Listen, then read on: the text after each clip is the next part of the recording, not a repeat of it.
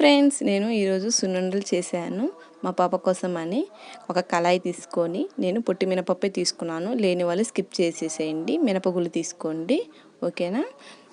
తర్వాత సిమ్లో పెట్టుకొని వేయించుకోండి. సిమ్లో పెట్టుకొని వేయించుకుంటే మొత్తం ఫైన్గా వేగిపోతాయి. వేయించేటప్పుడు కొంచెం బియ్యం కూడా వేసుకోండి, ఎందుకంటే టేస్ట్ బాగుంటుంది. అవి కూడా వేసి వేయించేసేయండి. ముందుగా బెల్లం దంచి పెట్టుకున్నాను. నెక్స్ట్ 2 స్పూన్స్ 3 స్పూన్స్ నెయ్యి వేసుకొని చక్కగా వేయించుకోవాలి. బాగా వేయించుకోవాలండి. వేగింది తెలియాలి అంటే మంచి స్మెల్ వస్తే వేగినట్లే అండి. తర్వాత అంతా మిక్సీ వేసుకోవాలి.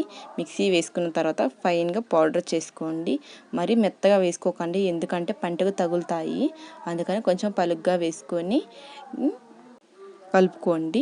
నేను పిండి వేసేటప్పుడే దంచిన బెల్లాన్ని కూడా వేసి మిక్సీ పట్టేశాను. పిండి బెల్లాన్ని నీట్గా మిక్స్ అయిపోయిద్ది. తర్వాత ఒక పెద్ద గిన్నె లాంటిది తీసుకొని మొత్తం పిండి అంతా కలుపుకొని తర్వాత నెయ్యి వేసుకోండి.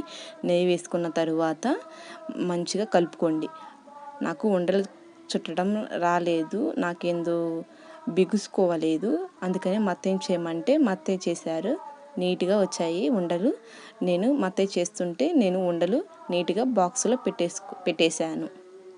ఒకసారి ట్రై చేసి చూడండి, చాలా అంటే చాలా టేస్టీగా ఉంటాయి. మీరు లైక్ చేయండి, షేర్ చేయండి, కామెంట్ చేయడం మర్చిపోకండి. సబ్స్క్రైబ్ చేయడం కూడా మర్చిపోకండి. గంట సింబల్ కొట్టండి. చూస్తున్నారు కానీ వ్యూస్ వస్తున్నాయి కానీ షేర్ చేయట్లేదు ఫ్రెండ్స్. షేర్ చేయండి. ఫైనలీ సున్నుండలు రెడీ. Bye friends.